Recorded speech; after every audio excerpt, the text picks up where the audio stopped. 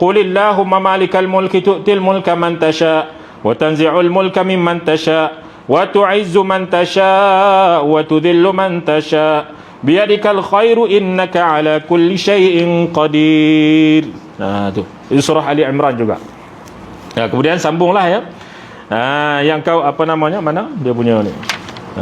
Katakanlah ya Allah, engkaulah yang memiliki kerajaan, engkau juga yang memberi kekuasaan kepada sesiapa yang engkau kehendaki, dan engkau jugalah yang berhak melucutkan kekuasaan dari sesiapa yang engkau kehendaki. Engkau jugalah yang memuliakan siapa yang engkau kehendaki, serta engkau jugalah yang berhak menghinakan, yakni menjatuhkan sesiapa yang engkau kehendaki. Di tangan kekuasaan engkaulah semua kebaikan, dan engkaulah yang maha berkuasa di atas segala sesuatu. Ini ayat ni tuan-tuan yang dimuliakan Allah nak tunjukkan bahawasanya hakikat yang berkuasa itu adalah Allah Subhanahu wa ta'ala. Ke-14, tulijul laila fin nahari wa tulijul nahara fil lail wa tukhrijul hayya minal mayyiti wa tukhrijul mayyita minal hayy wa tarzuqu man tasha'u bighairi hisab. Maksudnya engkaulah yang memasukkan malam kepada siang, engkau memanjangkan malam, dan engkaulah yang memasukkan siang kepada malam, engkau panjangkan siang. Engkaulah yang mengeluarkan yang hidup daripada yang mati, serta engkaulah yang mengeluarkan yang mati daripada yang hidup. Maknanya mematikan yang hidup. Itu maknanya mengeluarkan yang mati daripada yang hidup, tu maknanya mematikan yang hidup. Engkaulah yang memberi rezeki dengan tidak terhingga kepada sesiapa yang engkau kehendaki. Fadilat wirid 13 dan 14. Diriwayatkan daripada Ali bin Abi Talib radhiyallahu taala anhu, dari Nabi sallallahu alaihi wa ala alihi wa ashabihi wa baraka wasallam, baginda sallallahu alaihi wasallam bersabda yang bererti, sesungguhnya ayat kursi surah Fatihah, surah Ali Imran ayat 18 dan 26 semasa hendak diturunkan oleh Allah Subhanahu wa taala, ayat-ayat itu bergantung pada arasy Allah. Tu ya, ayat-ayat ni tuan-tuan, dia bergantung pada arasy Allah. Dia bergantung pada arasy Allah. Lalu berkata, adakah Tuhan, yakni hamba Allah, akan menurunkan kami, wahai Tuhan hamba, ke bumi Tuhan hamba? Maknanya ayat-ayat ini bertanya, adakah Allah SWT akan turunkan kami, wahai Allah, ke bumi, dan kepada mereka yang berbuat maksiat terhadap Allah. Lalu Allah Subhanahu wa ta'ala berfirman yang bermaksud, demi kemuliaan dan kebesaranku, tidak akan membaca akan kamu oleh seorang hambaku selepas setiap kali mengerjakan solat, melainkan aku akan jadikan syurga tempat kediaman mereka, dan akan aku tempatkan mereka di Hadrat Al-Quddus. Apa makna Hadrat Al-Quddus? Jadi para ulama mengatakan akan ditempatkan mereka ini di tempat-tempat yang mulia di syurga Allah Ta'ala, di tempat-tempat yang suci gitu. Dan aku perhatikan mereka setiap hari sebanyak 70 kali, dan aku tunaikan bagi mereka sebanyak 70 keperluan yang mereka hajati, dan paling rendah ialah akan aku berikan kepada mereka keampunan terhadap segala dosa mereka. Ni kalau siapa baca ni tuan-tuan ya, banyak dia punya kelebihan-kelebihan dia, fadilat-fadilat dia. Ya, Allah Subhanahu wa taala jadikan syurga pada dia. Kemudian ditempatkan mereka di tempat yang mulia. Kemudian mereka ini, segala keperluan mereka ini akan dihajati, dan yang paling rendah sekali Allah akan ampunkan segala dosa-dosa mereka. Mengikut riwayat Sayyid Muhammad Haqqi An-Nazli daripada Al-Muallim bahawa tafsir Al-Fatihah dan Ruhul Bayan terdapat sedikit perbezaan kalimah di hujungnya, iaitu ditambah dengan ayat, melainkan aku lindungi mereka daripada segala seteru dan pendengki, dan aku berikan kepada mereka pertolongan. Ditambahkan lagi lah dalam hadis tersebut. Baik.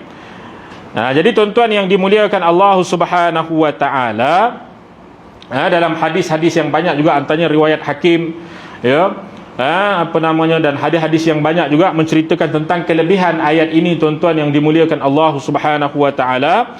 Ya, bagi mereka yang sentiasa membaca ayat ini, maka segala hajat-hajat mereka itu akan mudah dicapai. Ini antara ayat-ayat yang memudahkan hajat kita ini tercapai, begitu ya. Baik. Pada satu hari Rasulullah sallallahu alaihi wasallam tidak nampak Muaz, ini seorang sahabat, menunaikan solat fardu Jumaat di masjid. Keesokan harinya ketika berada di masjid bersama dengannya, Maka baginda pun bertanya tentangnya, yakni tentang Muaz, apakah yang telah berlaku ke atasnya sehingga Muaz tidak hadir ke masjid untuk mengerjakan solat Jumaat. Lalu Muaz menerangkan dengan katanya, kemarin aku turun untuk pergi ke masjid. Di pertengahan jalan aku telah ditahan oleh seorang Yahudi. Ini Muaz nak pergi masjid, tuan-tuan. Kemudian ditahan oleh seorang Yahudi. Kerana aku berhutang dengannya dengan jumlah yang agak banyak, iaitu sebanyak 1 uqiyah emas. Ini banyaklah ya. Aku tidak mampu untuk membayarnya pada masa itu.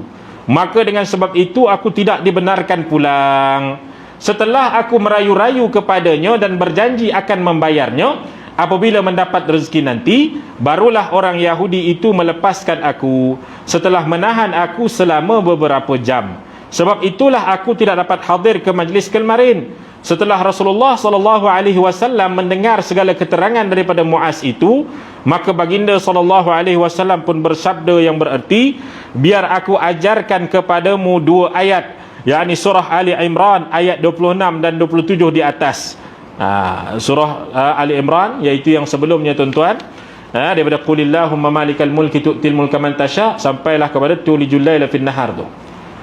Kata Nabi SAW apa dia? Biar aku ajarkan kepadamu 2 ayat surah Ali Imran ayat 26 dan 27. Jika engkau mahu mengamalkannya, maka Allah akan meluaskan rezekimu untuk membayar hutangmu, sekalipun hutang itu sebesar gunung. Setelah itu Muaz pun mengamalkan 2 ayat tersebut sehingga dijadikan wirid, wirid harian dia lepas solat. Akhirnya Muaz dikurniakan Allah rezeki yang melimpah ruah dengan usaha yang dicurahkan. Kemudian dia melunaskan segala hutang yang ditanggungnya. Hadis ni riwayat Tabrani, tuan-tuan ya. Dan riwayatnya jayyid, riwayatnya baik. Maknanya, tuan-tuan yang dimuliakan Allah Subhanahu wa taala, ini cerita kepada kita ni apa dia? Nabi SAW dia ajarkan kepada Sayyidina Muaz cara untuk melangsaikan hutang. Tetapi Sayyidina Muaz lepas dia amalkan ni, tuan-tuan yang dimuliakan Allah, dengan pekerjaan yang dilakukan, ditambahkan lagi amalan yang diajarkan oleh Nabi SAW. Ni antara amalan khusus yang diajar oleh Nabi kepada Sayyidina Muaz bin Jabal radhiyallahu taala anhu. Maka amalan ni juga walaupun diajarkan semata-mata kepada Sayyidina Muaz, kaedah dalam hadis al-ibrah bi'umumil dipahamkan daripada ayat ini bahawasanya ia juga diberikan kepada umat Nabi sallallahu alaihi wa ala alihi wa ashabihi wa baraka wasallam. Maknanya kalau kita ni, tuan-tuan, ada masalah keuangan dan sebagainya, tanpa kita meninggalkan usaha dan ikhtiar, maka kita amalkanlah ayat ini. Dan ayat ini adalah ayat yang diajarkan oleh baginda Nabi SAW kepada sahabatnya, yang akhirnya Sayyidina Muaz dapat membayar kepada Yahudi tersebut, bahkan dikatakan dia bagi lebih lagi daripada tu, kepada Yahudi tersebut segala hutang-hutang dia. Maka, tuan-tuan yang dimuliakan Allah Subhanahu wa taala, jadi ayat ni kata para ulama, cara nak amalkan dia banyak sekali caranya. Antaranya diamalkan ni untuk untuk keluasan rezeki dan sebagainya.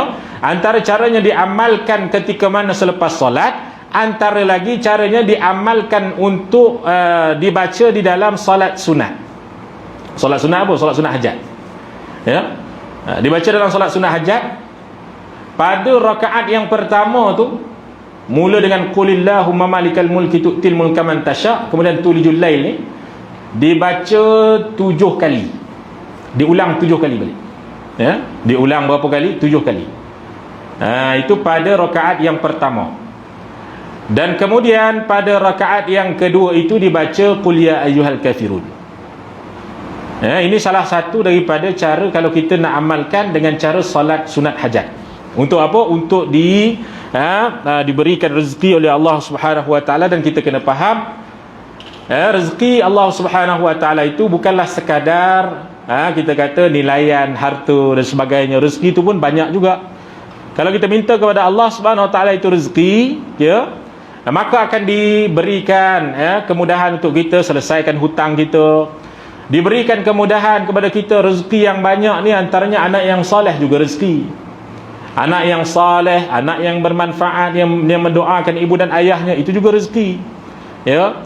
Kerana itu diajarkan kepada kita untuk mendoakan agar dibukakan pintu-pintu rezeki. Maknanya pintu-pintu rezeki ni banyak, bukan sekadar harta sahaja. Umur yang barakah itu juga rezeki. Maknanya rezeki ni satu perkara yang umum, tuan-tuan yang dimuliakan Allah Subhanahu wa taala. Maka ada lagi beberapa cara oleh para ulama. Tadi yang kita katakan tadi tentang solat sunat. Ada yang kata juga selepas solat fardu. Ada juga dalam tafsir Durrul Mansur. Dalam tafsir menyatakan bahawasanya cara nak amalkan ayat ni yang diamalkan oleh Sayyidina Muaz, itu pun ada banyak pendapat tu, kata yang selepas solat ada. Yang satu lagi pendapat para ulama kata yang diamalkan caranya macam mana? Sebelum tidur dibaca 7 kali. Minta maaf, dibaca 3, 5 ataupun 7. 3, 5 ataupun 7. Ini dalam kitab tafsir Durrul Mansur. Menerangkan macam mana nak amal ni. Iaitu sebelum tidur baca 3, 5 ataupun 7.